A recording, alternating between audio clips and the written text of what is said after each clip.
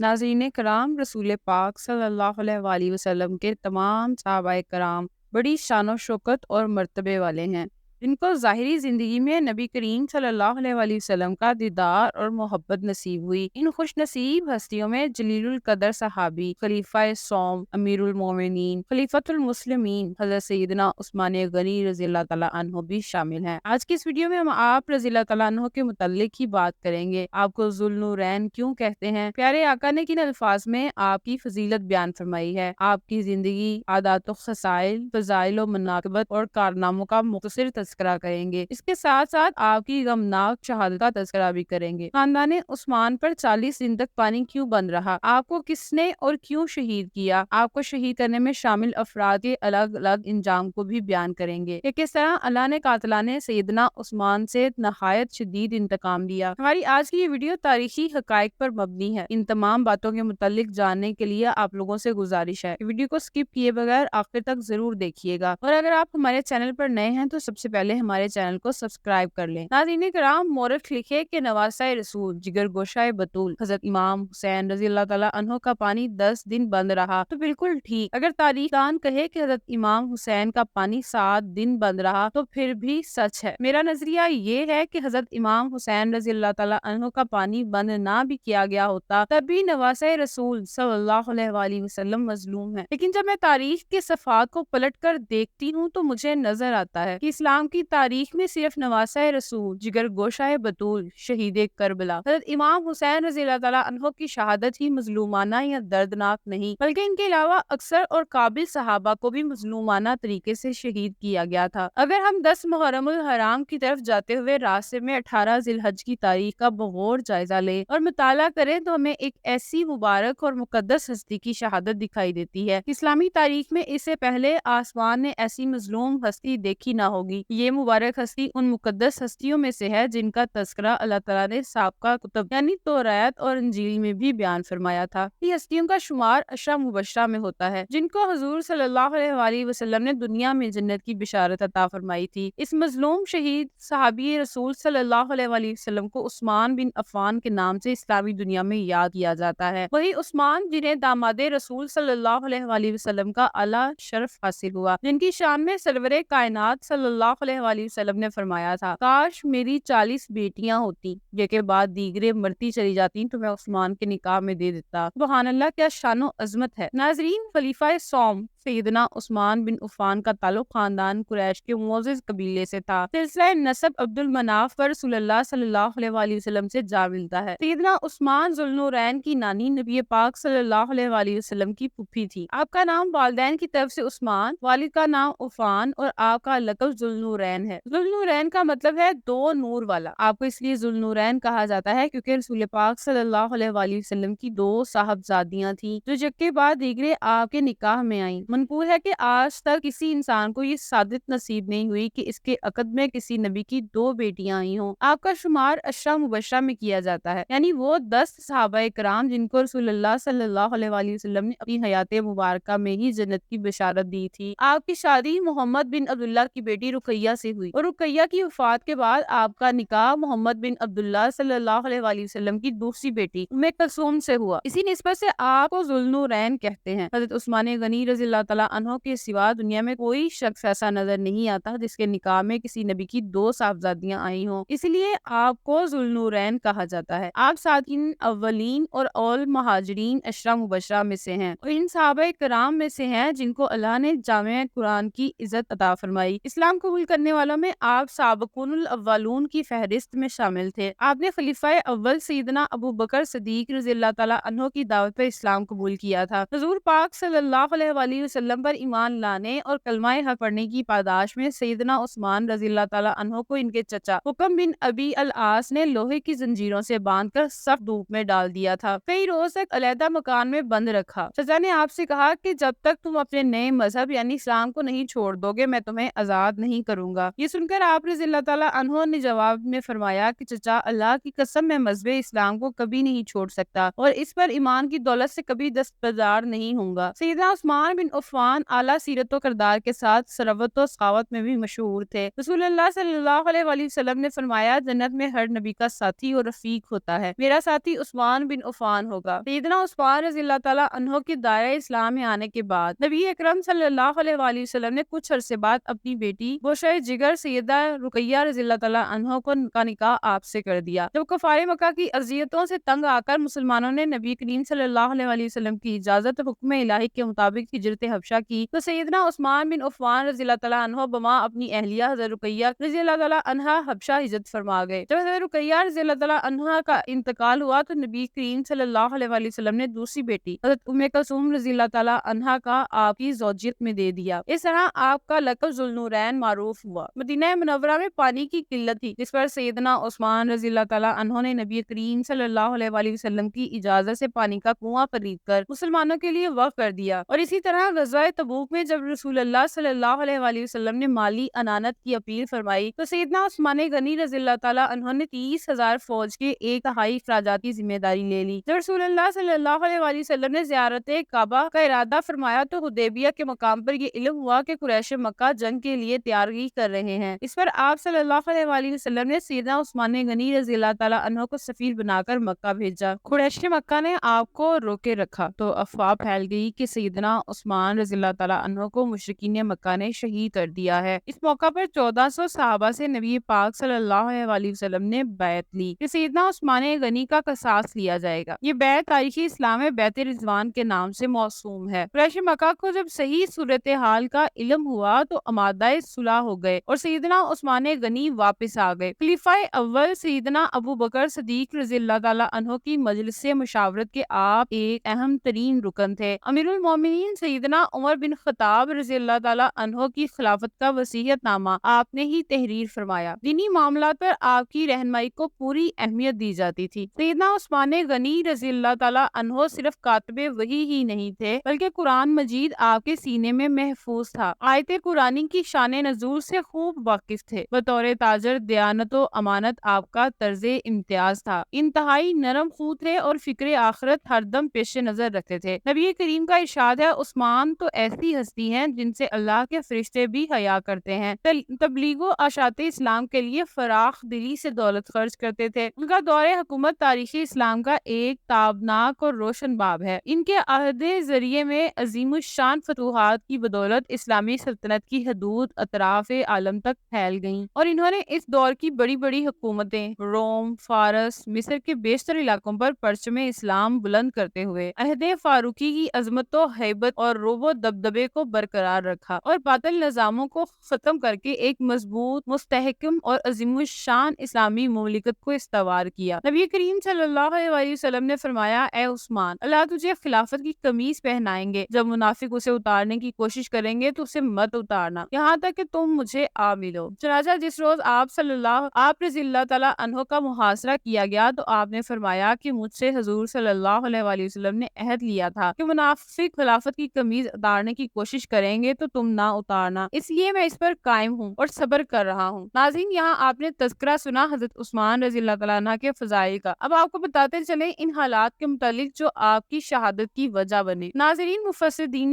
کوفہ حضرت سیدنا بن عاص سے خاص بغض اور عناد رکھتے تھے۔ جب وہ مجلس شورا میں شریک ہو گئے تو انہوں نے باہم عہد کیا کہ اب وہ ان کے کوفہ آنے میں بزور مزاحم ہوں گے۔ جب سید بن عاص مدینہ سے کوفہ گئے تو مفسدین نے شہر سے باہر نکل کر مقام حرا میں مزاحمت کی اور سید بن عاص کو مدینہ جانے پر مجبور کر دیا۔ حضرت عثمان بن عفان رضی اللہ تعالیٰ عنہ نے لوگوں کی خواہش کے مطابق سید بن عاص کو معزول کر کے حضرت ابو موسیٰ اشعری رضی اللہ تعالیٰ عنہ کا تقرر کیا اور باغیوں کے پاس لکھ بھیجا کہ میں نے تمہاری خواہش کے مطابق تقرر کر دیا اور آخری وقت تک تمہاری اصلاح میں جدوجہد کروں گا اور کسی وقت صبر کا دامن ہاتھ سے نہیں چھوڑوں گا۔ عثمان رضی اللہ تعالیٰ عنہ برابر اصلاح کے ملک کی فکر میں تھے کہ کوئی مناسب تدبیر سمجھ میں نہیں آتی تھی۔ حضرت طلحہ بن عبید اللہ رضی اللہ تعالیٰ عنہ نے مشورہ دیا کہ ملک کے مختلف حصوں میں حالات کی تحقیق کے لیے وفود روانہ کیے جائیں۔ حضرت عثمان کو یہ رائے پسند آئی۔ 35 ہجری میں حضرت محمد بن مسلمہ رضی اللہ تعالیٰ عنہ کوفہ، اسامہ بن زید رضی اللہ تعالیٰ عنہ بصرہ، عمار بن یاسر رضی اللہ تعالیٰ عنہ سر، عبداللہ بن عمر شام اور بعض دوسرے صحابہ کرام دیگر صوبہ جات کی طرف تفتیش حال کے لیے روانہ کیے۔ نیز تمام ملک میں خصوصی اعلان جاری کر دیا گیا کہ میں عموماً حج کے موقع پر تمام عاملوں کو جمع کرتا ہوں اور جس عامل کے خلاف کوئی شکایت پیش کی جاتی ہے فوراً تحقیق کر کے تدارک کرتا ہوں، لیکن باوجود اس کے معلوم ہوا ہے کہ بعض عامل بے وجہ لوگوں کو مارتے ہیں، گالی دیتے ہیں اور دوسرے طریقے سے ظلم کرتے ہیں، اس لیے یہ اعلان عام ہے جس کو مجھ سے یا میرے کسی عامل سے کوئی شکایت ہو وہ حج کے موقع پر بیان کرے، میں کامل تدارک کر کے ظلم سے مظلوم کا حق دلاؤں گا۔ ادھر دربار خلافت میں اصلاحات کی تجویزیں پیش ہو رہی تھیں، دوسری طرف ملک میں ایک عظیم الشان انقلاب کی سازش مکمل ہو چکی تھی۔ بصرہ، کوفہ اور مصر کے فتنہ پرتازوں نے آپس میں طے کر کے اپنے اپنے شہر سے حاجیوں کی واضح میں مدینہ کا رخ کیا تاکہ حضرت عثمان بن عفان رضی اللہ تعالیٰ عنہ سے اپنے مطالبات منظور کروائیں۔ مدینہ کے قریب پہنچ کر شہر سے 2-3 میل کے فاصلے پر قیام کیا اور چند آدمی جو اس جماعت کے سرگرو تھے باری باری حضرت طلحہ رضی اللہ تعالیٰ عنہ، حضرت زبیر رضی اللہ تعالیٰ عنہ، حضرت سعد ابی وقاص اور حضرت علی رضی اللہ تعالیٰ عنہ کے پاس گئے اور اپنی فسادات سے معاملے کا تفصیہ کرا دیں، لیکن سب نے اس جھگڑے میں پڑنے سے انکار کر دیا۔ حضرت عثمان رضی اللہ تعالیٰ عنہ کو فتنہ فساد کو دبانا اور لوگوں کی صحیح شکایات کا رفع کرنا بہرحال منظور تھا، اس لیے انہوں نے مفسدین کی اجتماع کی خبر سنی تو حضرت علی رضی اللہ تعالیٰ عنہ کو بلا کر کہا کہ آپ اس جماعت کو راضی کر کے واپس کر دیجیے، میں جائز مطالبات کو تسلیم کرنے کے لیے تیار ہوں۔ حضرت علی بن ابی طالب رضی اللہ تعالیٰ عنہ کی وساطت سے مفسدین واپس آ گئے۔ اس کے بعد عفان جمعے کے روز مسجد میں خطبہ دیا اور تفصیل کے ساتھ اصلاحی سکیم اور اپنے آئندہ طرز عمل کی توسیع کی۔ لوگ خوش ہوئے کہ اب منازعات کا خاتمہ ہو گیا اور جدید اصلاحات کی اجرا سے ایک طرف تو بنو امیہ کا زور ٹوٹ جائے گا اور دوسری طرف باغ اسلام میں جس کو مسلسل 5 سال کے فتنہ فساد اور سازش فتنہ برداری کے بعد خزاں نے بے رونق کر دیا ہے، پھر تازہ بہار آ جائے گی۔ لیکن یہ گنجائے سربراہ ابھی اچھی طرح کھلا بھی نہیں تھا کہ مرجھا گیا اور ایک دن دفتن مدینہ کی گلیوں میں تکبیر کے نعروں اور گھوڑوں کی ٹاپوں سے شور قیامت برپا ہو گیا۔ صحابہ کرام گھبرا کر گھروں سے باہر نکل آئے، دیکھا کہ مفسدین کی جماعت پھر واپس آ گئی اور انتقام کی صدائیں بلند ہو رہی ہیں۔ حضرت علی نے بڑھ کر واپس آنے کا سبب دریافت کیا۔ مصریوں نے کہا کہ راہ میں دربار خلافت کا ایک قاصد ملا جو کہ نہایت تیزی اور عجلت کے ساتھ مصر جا رہا تھا، اس کی یہ حالت سے بدگمانی ہوئی اور خیال ہوا کہ ضرور ہم لوگوں کے متعلق ولی کی مصر کے پاس احکام جا رہے ہیں۔ تلاشی لی گئی تو در حقیقت ایک ایسا فرمان برآمد ہوا جس میں ہدایت کی گئی تھی کہ ہم لوگوں کی گردن مار دی جائے، اس لیے اب ہم اس بدعہدی اور فریب کاری کا انتقام لینے آئے ہیں۔ حضرت عثمان رضی اللہ تعالیٰ عنہ کو اس واقعے کی اطلاع دی گئی تو آپ نے حیرت کے ساتھ اپنی لا علمی ظاہر کی اور قسم کھا کر کہا مجھے اس خط کی اطلاع نہیں۔ حضرت عثمان رضی اللہ تعالیٰ عنہ کے انکار پر لوگوں نے قیاس کیا کہ یہ یقیناً مروان بن حکم کی شرارت ہے۔ باغیوں نے کہا بہرحال کچھ بھی ہو، جو خلیفہ اس قدر غافل ہو کہ اس کی لا علمی میں ایسے امور پیش آ جائیں اور اسے یہ خبر نہ ہو تو وہ کسی طرح خلافت کے لیے موضوع نہیں ہو سکتا، اور حضرت عثمان رضی اللہ تعالیٰ عنہ سے مسند خلافت سے کنارہ کش ہونے کا مطالبہ کیا۔ آپ رضی اللہ تعالیٰ عنہ نے فرمایا جب تک مجھ میں رمق جان باقی ہے میں اس خلافت کو جو خدا نے مجھے پہنایا ہے خود اپنے ہاتھوں سے نہیں اتاروں گا، اور حضور صلی اللہ علیہ وآلہ وسلم کی وصیت کے مطابق میں اپنی زندگی کے آخری لمحے تک صبر کروں گا۔ حضرت عثمان بن عفان رضی اللہ تعالیٰ عنہ کے انکار پر مفسدین نے کاشانہ خلافت کا نہایت سخت محاصرہ کر لیا جو 40 دن تک مسلسل قائم رہا۔ اس عرصے میں اندر پانی تک پہنچانا جرم تھا۔ ایک دفعہ ام المومنین حضرت ام حبیبہ رضی اللہ تعالیٰ عنہا نے اپنے ساتھ کھانے پینے کی کچھ چیزیں لے کر حضرت عثمان تک پہنچنے کی کوشش کی، مگر مفسدین کے قلوب نور ایمان سے خالی ہو چکے تھے۔ انہوں نے رسول اللہ صلی اللہ علیہ وآلہ وسلم کے حرم محترم کا بھی پاس اور لحاظ نہ کیا اور بے ادبی کے ساتھ مزاحمت کر کے ان کو واپس کر دیا۔ ہمسایہ گھروں سے کبھی کبھی رسد اور پانی کی امداد پہنچ جاتی تھی۔ مفسدین کی خیرات سری سے صحابہ کرام رضی اللہ تعالیٰ عنہ کی بے احترامی اتنی بڑھ گئی تھی کہ حضرت عبداللہ بن سلام، حضرت ابو ہریرہ رضی اللہ تعالیٰ عنہ، سعد بن ابی وقاص رضی اللہ تعالیٰ عنہ اور حضرت زید بن ثابت رضی اللہ تعالیٰ عنہ جیسے اکابر صحابہ تک کی کسی نے نہ سنی اور ان کی توہین کی۔ حضرت علی رضی اللہ تعالیٰ عنہ نے حضرت عثمان رضی اللہ تعالیٰ عنہ کے بلانے پر اس کے گھر کے اندر جانا چاہا تو لوگوں نے ان کو روک دیا۔ آپ رضی اللہ تعالیٰ تعالیٰ عنہ نے مجبور ہو کر اپنا سیاہ امامہ اتار کر قاصد کو دے دیا اور کہا جو حالت ہے اس کو دیکھ لو اور جا کر کہہ دو کہ مجھ سے صحابہ مدینہ چھوڑ کر چلے گئے تھے۔ حضرت عائشہ صدیقہ رضی اللہ تعالیٰ عنہا نے سفر حج کا ارادہ کر لیا۔ اکابر صحابہ نے ان پر اشوب حالات میں گوشہ نشینی مناسب سمجھی۔ ذمہ دار صحابہ میں اس وقت 3 بزرگ حضرت علی رضی اللہ تعالیٰ عنہ، حضرت طلحہ بن عبید اللہ، حضرت زبیر رضی اللہ تعالیٰ عنہ موجود تھے، جو نہ تو بے تعلق رہ سکتے تھے اور نہ ان حالات پر ان کو قابو تھا۔ تینوں صاحبوں نے کچھ کوششیں بھی کی مگر اس ہنگامہ میں کوئی کسی کی نہیں سنتا تھا، اس لیے تینوں اصحابی عملاً علیحدہ رہے مگر اپنے اپنے جگر گوشوں کو خلیفہ وقت کی حفاظت کے لیے بھیج دیا۔ حضرت امام حسن رضی اللہ تعالیٰ عنہ دروازے پر پہرا دے رہے تھے۔ حضرت عبداللہ بن زبیر رضی اللہ تعالیٰ عنہ کو حضرت عثمان رضی اللہ تعالیٰ عنہ کے گھر میں جو جانثار موجود تھے ان کے افسری پر متعین کیا۔ کاشانہ خلافت کا محاصرہ کرنے والے باغیوں کو متعدد دفعہ حضرت عثمان بن عفان رضی اللہ تعالیٰ عنہ نے سمجھانے کی کوشش کی، ان کے سامنے مؤثر تقریریں کی۔ حضرت سعد بن ابی وقاص نے تقریر کی مگر ان لوگوں پر کسی چیز کا اثر نہ ہوا۔ حضرت عثمان رضی اللہ تعالیٰ عنہ نے اوپر سے مجموعے کو مخاطب کر کے فرمایا کیا تمہیں معلوم ہے کہ آپ صلی اللہ علیہ وآلہ وسلم جب مدینہ آئے تو یہ مسجد بہت تنگ تھی۔ آپ صلی اللہ علیہ وآلہ وسلم نے فرمایا کون اس زمین کو خرید کر وقف کرے گا، اس کی صلہ میں اس کو اس سے بہتر جگہ جنت میں ملے گی۔ تو میں نے آپ صلی اللہ علیہ وآلہ وسلم کے حکم کی تعمیل کی، تو کیا اسی مسجد میں تم مجھے نماز پڑھنے نہیں دیتے؟ تم کو خدا کی قسم دیتا ہوں، بتاؤ کیا تم جانتے ہو کہ آپ صلی اللہ علیہ وآلہ وسلم جب مدینہ تشریف لائے تو اس میں روم کے سوا میٹھے پانی کا کنواں نہ تھا۔ آپ صلی اللہ علیہ وآلہ وسلم نے فرمایا کون اس کو خرید کر مسلمانوں پر وقف کرتا ہے اور اس سے بہتر اس کو جنت میں ملے گا، تو میں نے ہی اس کی تعمیل کی تھی، تو کیا اس کے پانی پینے سے تم مجھے محروم کر رہے ہو؟ کیا تم جانتے ہو کہ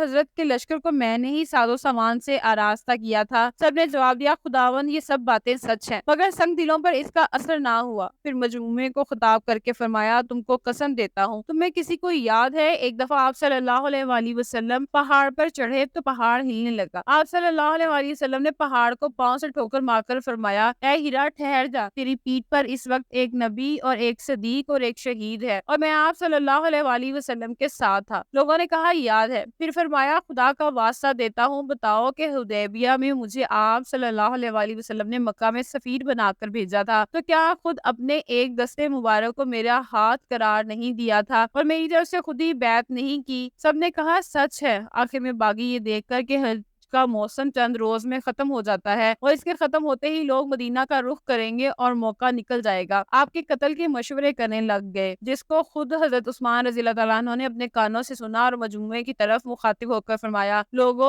آخر کس جرم پر تم میرے خون کے پیاسے ہو؟ اسلام کی شریعت میں کسی کے قتل کی صرف 3 ہی صورتیں ہوتی ہیں، یا تو اس نے بدکاری کی ہو تو اس کو سنگسار کیا جائے، یا اس نے بلا ارادہ کسی کو قتل کیا ہو تو قصاص میں مارا جائے گا، یا وہ مرتد ہو گیا ہو تو وہ قتل کیا جائے گا۔ میں نے تو نہ جہالیت اور نہ اسلام میں بدکاری کی، نہ کسی کو قتل کیا اور نہ اسلام کے بعد مرتد ہوا۔ اب بھی گواہی دیتا ہوں کہ خدا ایک ہے، محمد صلی اللہ علیہ وآلہ وسلم اس کے بندے اور رسول ہیں۔ لیکن باقیوں پر ان میں سے کوئی تقریر کارگر نہ ہوئی۔ بعض جانثاروں نے مختلف مشورے دیے۔ مغیرہ بن شیبہ رضی اللہ تعالیٰ عنہ نے آ کر عرض کیا امیر المومنین 3 باتیں ہیں، ان میں سے ایک قبول کیجیے۔ آپ کی طرفداروں اور جانثاروں کی ایک طاقتور جماعت یہاں موجود ہے، اس کو لے کر نکلیں اور باغیوں کا مقابلہ کر کے ان کو نکال دیجیے۔ آپ حق پر ہیں اور وہ باطل پر لوگ حق کا ساتھ دیں گے، اگر یہ منظور نہیں تو پھر صدر دروازہ چھوڑ کر دوسری طرف سے دیوار توڑ کر اس محاصرات سے نکلیں اور سواریوں پر بیٹھ کر مکہ معظمہ چلے جائیں، وہ حرم ہے، وہاں یہ لوگ لڑ نہیں سکیں گے، یا پھر یہ کہ شام چلے جائیے، وہاں کے لوگ وفادار ہیں اور امیر معاویہ رضی اللہ تعالیٰ عنہ موجود ہیں۔ حضرت عثمان رضی اللہ تعالیٰ عنہ نے فرمایا کہ میں باہر نکل کر ان سے جنگ کروں تو میں وہ پہلا خلیفہ نہیں بننا چاہتا جو امت محمدیہ کی خون ریزی کرے، اگر مکہ معظمہ چلا جاؤں تو بھی اس کی امید نہیں کہ یہ لوگ حرم میں الہی کی توہین نہ کریں گے اور جنگ سے باز آ جائیں گے، اور میں آپ صلی اللہ علیہ وآلہ وسلم کی پیشن گوئی کے مطابق وہ شخص نہیں بننا چاہتا جو مکہ جا کر اس کی بے حرمتی کا باعث ہوگا۔ بھی نہیں جا سکتا کہ اپنی ہجرت کے گھر اور رسول اللہ صلی اللہ علیہ وآلہ وسلم کے جوار کو نہیں چھوڑ سکتا۔ حضرت عثمان رضی اللہ تعالیٰ عنہ کا گھر بہت بڑا اور وسیع تھا، دروازوں اور گھر میں صحابہ اور عام مسلمانوں کی خاصی جمعیت موجود تھی جس کی تعداد 700 تھی اور جس کے سردار حضرت زبیر بن عوام رضی رضی اللہ تعالیٰ عنہ کے بہادر صاحبزادہ حضرت عبداللہ بن زبیر تھے۔ وہ حضرت عثمان رضی اللہ تعالیٰ عنہ کی خدمت میں حاضر ہوئے اور عرض کیا، اے امیر المومنین، اس وقت گھر کے اندر ہماری خاصی تعداد ہے، اجازت ہو تو میں ان باغیوں سے لڑوں۔ فرمایا، اگر ایک شخص کا بھی ارادہ ہے تو میں اس کو خدا کا واسطہ دیتا ہوں کہ وہ میرے لیے اپنا خون نہ بہائے۔ گھر میں اس وقت 20 غلام تھے، ان کو بھی بلا کر آزاد کر دیا۔ حضرت زید بن ثابت نے آ کر عرض کیا، امیر المومنین، انصار دروازے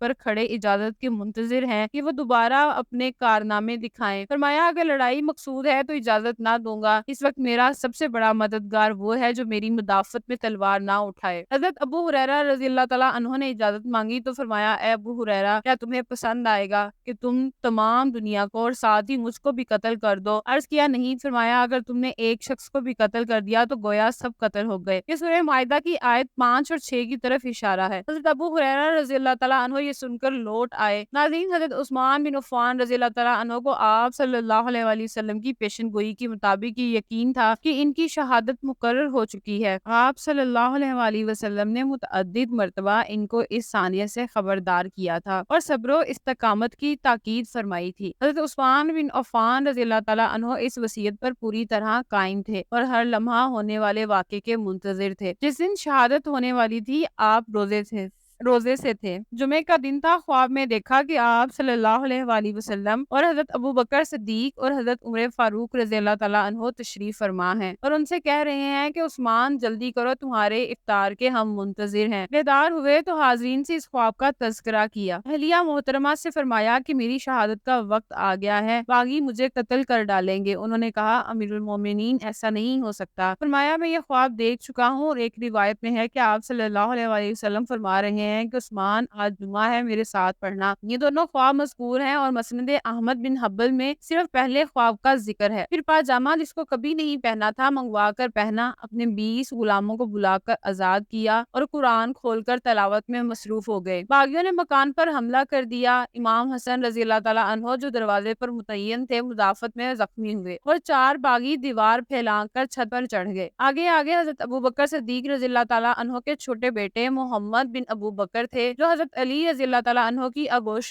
تربیت میں پلے تھے۔ یہ کسی بڑے عہدے کے طلبگار تھے جس کے نام ملنے سے حضرت عثمان رضی اللہ تعالیٰ عنہ کے دشمن بن گئے تھے۔ انہوں نے آگے بڑھ کر حضرت عثمان رضی اللہ تعالیٰ عنہ کی ریش مبارک پکڑ لی اور زور سے کھینچی۔ حضرت عثمان رضی اللہ تعالیٰ عنہ نے فرمایا، بھتیجے، اگر تمہارے باپ زندہ ہوتے تو ان کو یہ پسند آتا۔ یہ سن کر محمد بن ابی بکر شرما کر پیچھے ہٹ گئے اور دوسرے شخص کنعان بن بشر نے آگے بڑھ کر پیشانی مبارک پر لوہے کی لاٹ اس زور سے ماری کہ پہلو کے بل گر پڑے۔ سودان ابن عمر ان مرویز نے دوسری جانب ضرب لگائی جسے خون کا فوارہ جاری ہو گیا۔ ایک اور سنگدل سینہ پر چڑھ بیٹھا اور جسم کے مختلف حصوں پہ دربے نیزوں کے زخم لگائے۔ کسی نے بڑھ کر تلوار کا وار کیا۔ وفادار بیوی حضرت نائلہ رضی اللہ تعالیٰ عنہا جو پاس ہی بیٹھی تھی، ہاتھ پر روکا 3 انگلیاں کٹ کر الگ ہو گئی۔ اس وار نے ذوالنورین رضی اللہ تعالیٰ عنہ کی شمع حیات بجھا دی۔ اس بے کسی کی موت پر عالم امکان ماتم کیا جو سوانے خون ناحق پر آنسو بہائے۔ کارکنان قضا قدر نے کہا، جو خون اشام تلوار آج بے نیام ہوئی ہے وہ قیامت تک بے نیام رہے گی،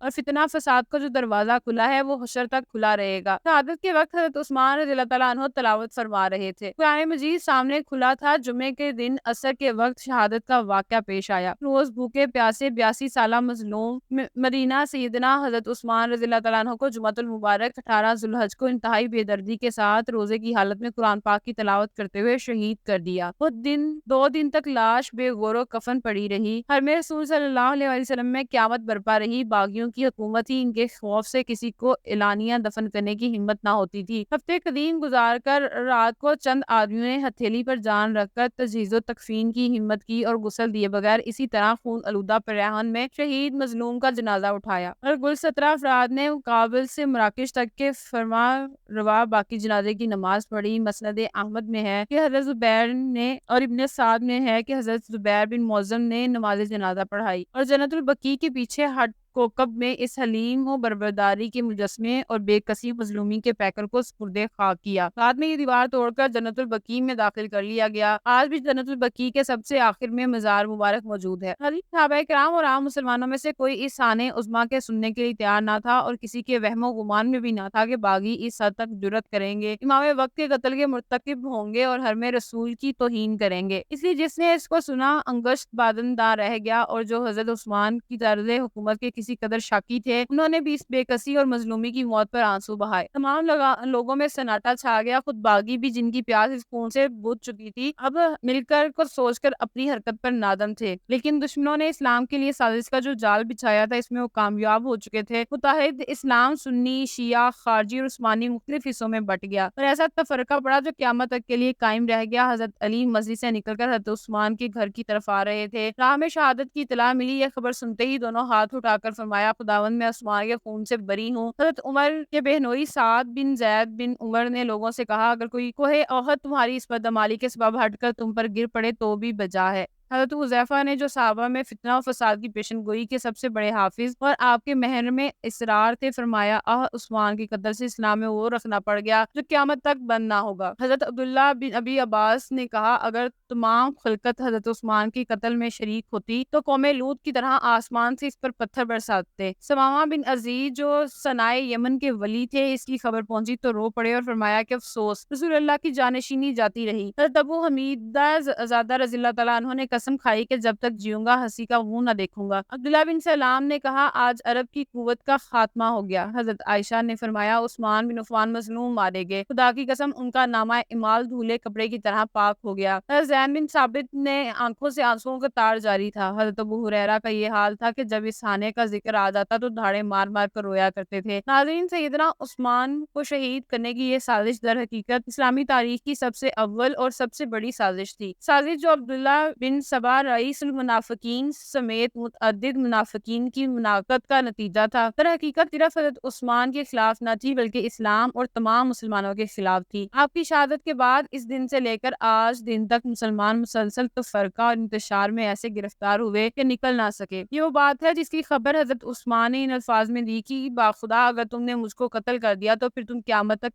ایک ساتھ نماز نہیں پڑھو گے اور نہ ایک ساتھ جہاد کرو گے۔ شہادت پر مدینہ منورہ میں قہرام مچ گیا۔ سعید بن زید رضی اللہ تعالیٰ عنہ نے ارشاد فرمایا، لوگوں، واجب ہے کہ اس بدعمالی پر کوہ احد پھٹے اور تم پر گرے۔ حضرت انس نے فرمایا، حضرت عثمان بن عفان جب تک زندہ تھے اللہ کی تلوار نیام میں تھی، شہادت کے بعد یہ تلوار نیام سے نکلے گی اور قیامت تک کھلی رہے گی۔ حضرت عبداللہ بن عباس نے ارشاد فرمایا، اگر حضرت عثمان بن عفان کا خون کا مطالبہ بھی نہ کیا جاتا تو لوگوں پر آسمان سے پتھر برستے۔ حضرت علی بن ابی طالب رضی اللہ تعالیٰ عنہ کو جیسے ہی شہادت عثمان کی خبر ملی، آپ نے فرمایا، اے اللہ، میں تیرے حضور خون عثمان سے بریت کا اظہار کرتا ہوں۔ اور حافظ ابن کثیر نے یہ بھی نقل کیا کہ حضرت علی حضرت عثمان غنی کے پاس جا کر ان پر گر پڑے اور رونے لگے، حتیٰ کہ لوگوں نے خیال کیا کہ آپ بھی ان سے جا ملے۔ علامہ ذہبی نے حضرت عثمان کے کمالات و خدمات کا ذکر ان الفاظ میں کیا ہے، ابو عمر عثمان ذوالنورین تھے، ان سے فرشتوں کو حیا آتی تھی، انہوں نے ساری امت کو اختلاف میں پڑ جانے کے بعد ایک قرآن پر جمع کر دیا تھا، وہ بالکل سچے، کھرے اور عابد تھے اور اللہ کے راستے میں بے درے خرچ کرنے والے تھے، اور ان لوگوں میں سے تھے جن کو آپ صلی اللہ علیہ وآلہ وسلم نے جنت کی بشارت دی ہے۔ صوبائی پارٹی کے ایک ایک فرد کو عبرتناک سزا دی گئی۔ خود عبداللہ بن سبا، جس نے دین کی تخریب تفریق میں بین المسلمین حضرت عثمان بن عفان